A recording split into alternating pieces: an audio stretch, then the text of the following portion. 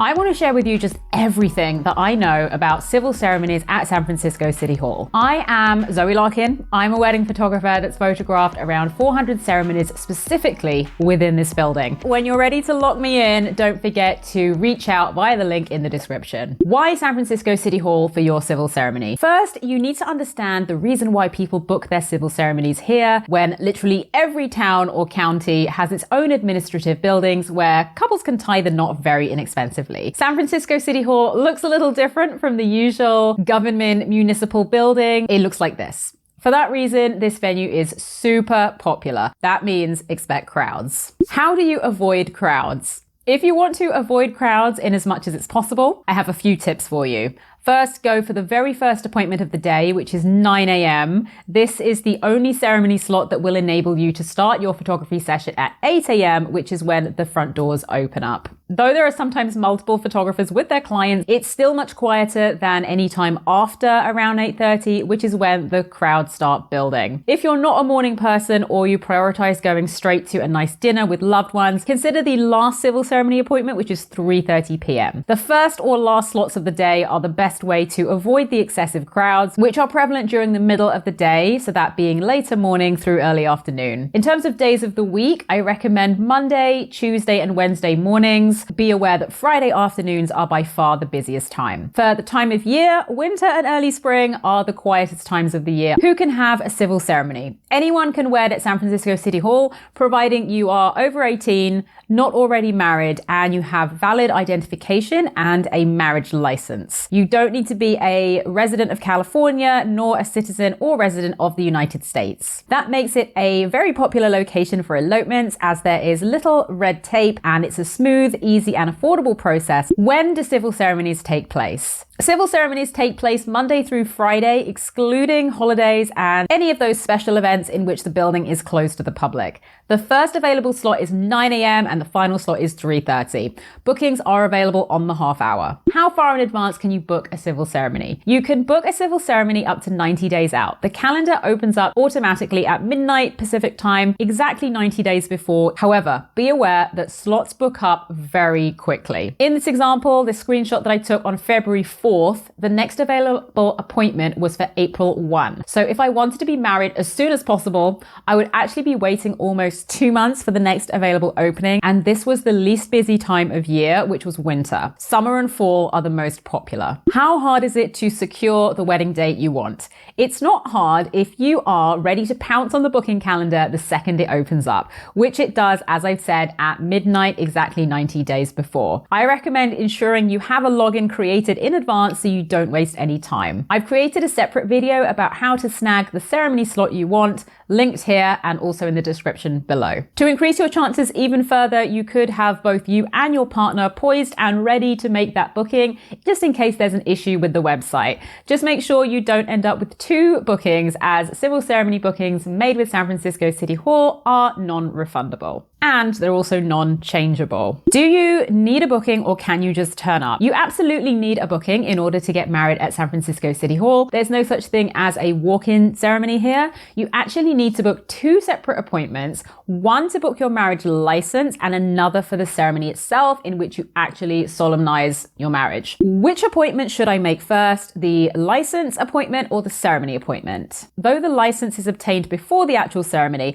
it's recommended to book the appointment for the ceremony first and the license appointment second. This is because license appointments are much more plentiful, but ceremony appointments are highly sought after. Your marriage license does not need to be obtained from within San Francisco City Hall. It can be obtained from any county within California. Both people getting married need to present themselves in person to obtain the marriage license. Can I reschedule my ceremony? No, you cannot reschedule your ceremony with City Hall. No refunds are given. All sales are final. You can't change your date if you decide that you want to pick a different one. If you cannot make your booked slot, you can by all means let City Hall know, so that slot can potentially be made available to another couple, and you would simply book another slot from scratch if needed. How much does a civil ceremony cost? The cost for the civil ceremony is a little over $100, and it will gradually increase just a few dollars every year. The license cost varies per per county, and in San Francisco, it is also over $100. In San Francisco, the license cost is actually a little higher than the ceremony cost. How many guests can attend a civil ceremony at San Francisco City Hall? Officially, the limit is 6 guests, which excludes the couple, but includes any children, photographers, and videographers that are within your party. In reality, many officiants will turn a blind eye if there are slightly more than 6 guests present and it's not a loud or disruptive group. However, the official rules can be evoked at any time, so it would be wise to consider which of the guests may unfortunately have to sit aside for the few minutes the ceremony is taking place before rejoining immediately on conclusion. They may be able to stand 1 floor up on the 3rd floor looking down, or just at the very top of the grand staircase very close to the rotunda. I made a separate video about what to do if you have more than 6 guests, which is linked right here and also below. For context, I photographed a good 300 plus civil ceremonies specifically. I can recall approximately 4 times in which the couple was asked to have only the 6 guests present, so that's approximately 1 in about 100. Conversely, I've had several experiences in which couples have rocked up with 25 or even 30 guests on one occasion. The officiant not only welcomed everyone with open arms, but actually conducted the ceremony in a more spacious area, which has ranged from the mayor's balcony to the 3rd floor and to the more spacious and light-filled 4th floor. Honestly, you don't know what you're going to get, and that is something that you just have to embrace about the experience of getting married here. Who conducts the ceremonies, and can we bring our own officiant? The officiant is provided for you, so you can't bring your own.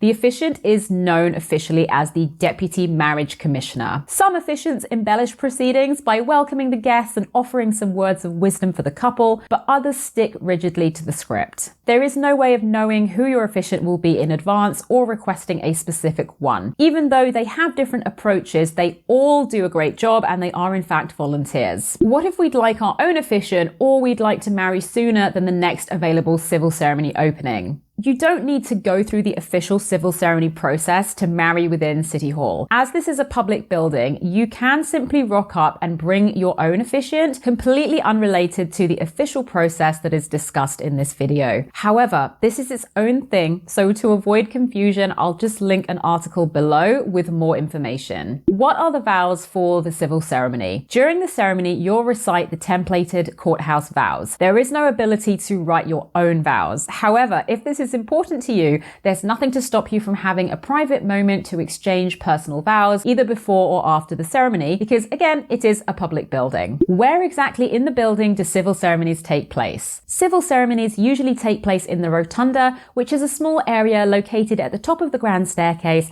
and then back up a small additional set of stairs. It is somewhat private, but be aware there is nothing to stop tourists and randoms and other wedding groups from hovering nearby, sometimes even standing right next to your guests. Acoustics are not great in the rotunda, so it can be hard for guests to hear, especially if your officiant is softly spoken, but they'll still be a part of the moment. In addition, it is one of the darkest areas of the building, meaning it can be challenging for photography. Flash is usually recommended. The exception to ceremonies in the rotunda is during Pride Month, which is June, and on Valentine's Day. They have historically checked couples in the North Light Court, the large room located next to the county clerk's office. Then they sometimes allow couples to either choose their own spot where they would like their ceremony to be conducted, subject to availability and the officiant's discretion, or they conduct ceremonies on the 3rd floor by default. Also good to know, although we are getting in the weeds a bit here, there is a Board of Supervisors meetings that takes place, I believe, on Tuesday afternoons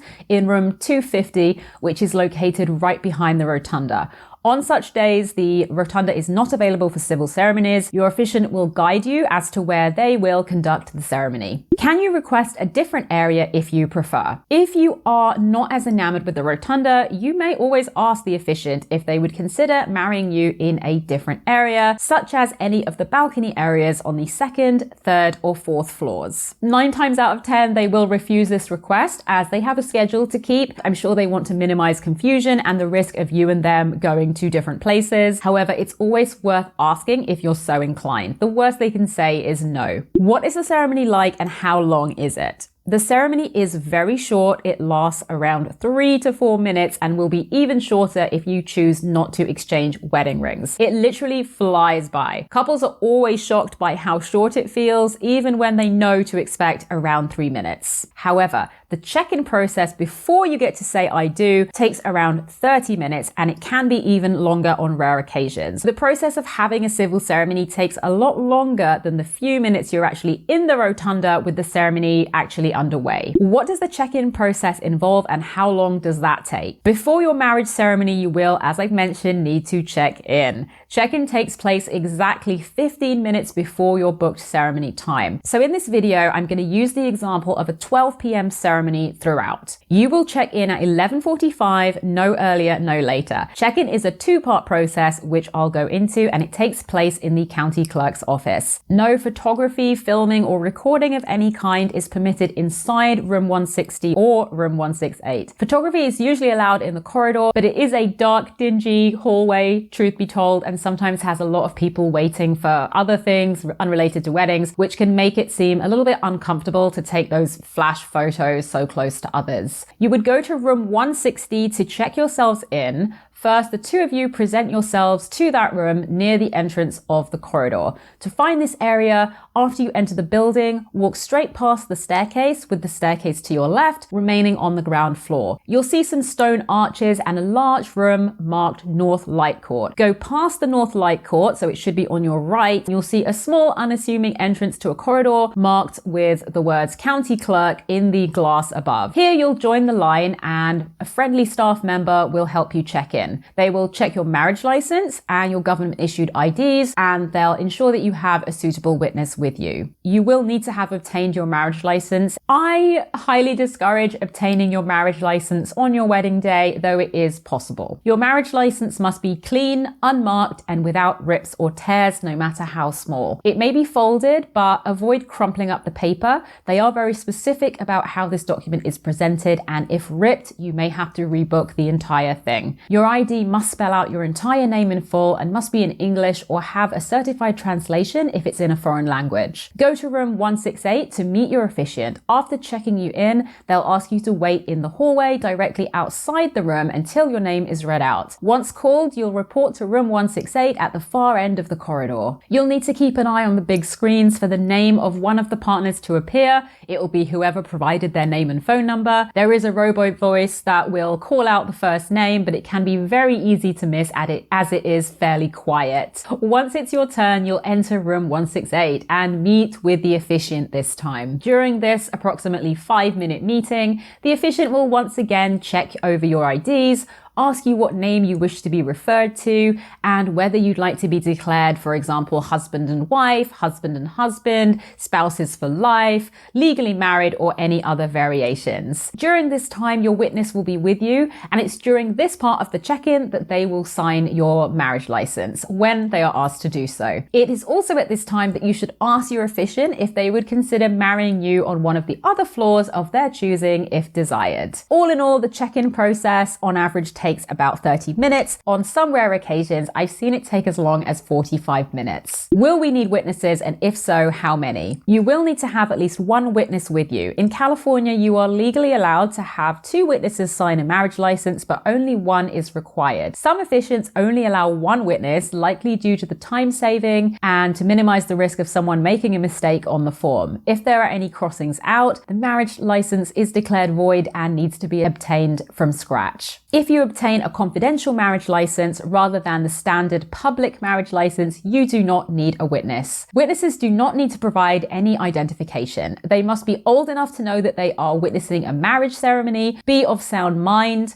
be able to sign their name on the official marriage license, and to understand English. Your witness must be present when you meet the officiant and sign the license in room 168. What happens after checking in on the wedding day? After you step out of the check-in area, you will will either get married right away or the officiant will have one more couple to check in and they'll let you know. This is because there are actually 2 bookings available for every half-hour time slot. In our example, you have that 12 p.m. ceremony. You checked in at 11:45, so you'll emerge from the check-in process approximately at around 12:15 or 12:20 at the latest. Then your ceremony will take place around 12:25, depending on whether you check in first or second, providing that there was another couple that booked the same time slot as you. Couples are married in the order in which they check in for each time slot, so if you check in first, you marry first. The officiant will ask you to wait in the ceremony area, the rotunda usually, until they're ready to start the ceremony. Before you go upstairs or up the elevator, you will need to grab all of your guests. There are elevators on every floor as well as the grand staircase. When should the guests arrive? It's important to have all the guests that will be joining your ceremony waiting together in one place, as it may be as little as a few minutes from the time you exit the check-in corridor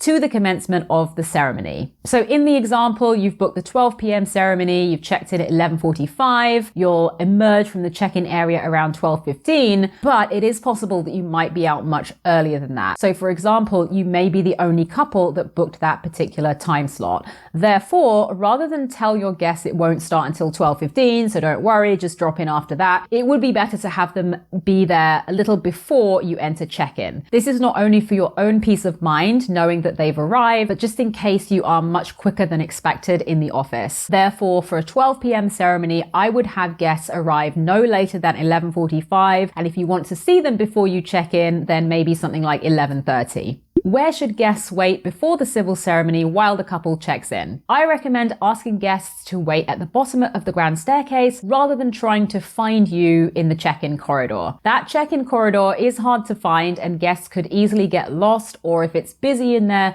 be asked to leave by the staff anyway if they are not the witness. This way, it's easy to grab everyone as soon as the ceremony is about to start. If some guests haven't arrived yet when you check in, they will hopefully be able to easily spot the group and join them in waiting for you. Plus, I tend to get as many photos as possible with the different guest groupings, with the grand staircase in the background. For example, I might do both partners' parent sets, different sibling groups, friend couples, etc., to make the most of that time while the couple is checking in. Do you still have access to other areas of the building, such as the 4th floor? Yes. Anyone can enter City Hall, whether they are part of a wedding or not. Anyone can photograph at City Hall, no permit required.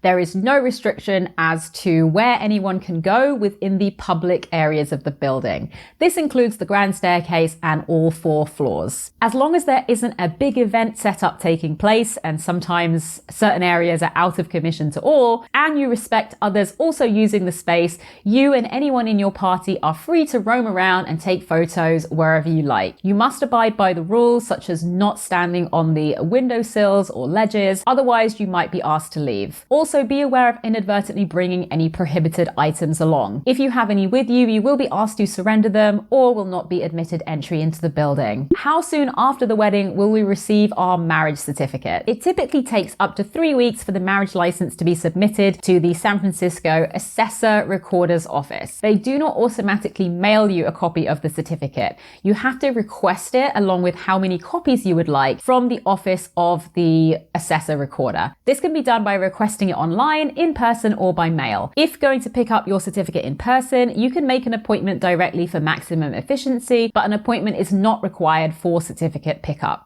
When you apply for your marriage certificate, this is after the wedding, this is the time to specify how many copies you'd like to receive. It is recommended to ask for 4 copies at least if you are changing your last name. Copies are inexpensive and well worth having. You can get copies of your certificate by going for an in-person pickup the quickest, but you will need to allow more time if you'd like it to be mailed out. Should you hire a photographer?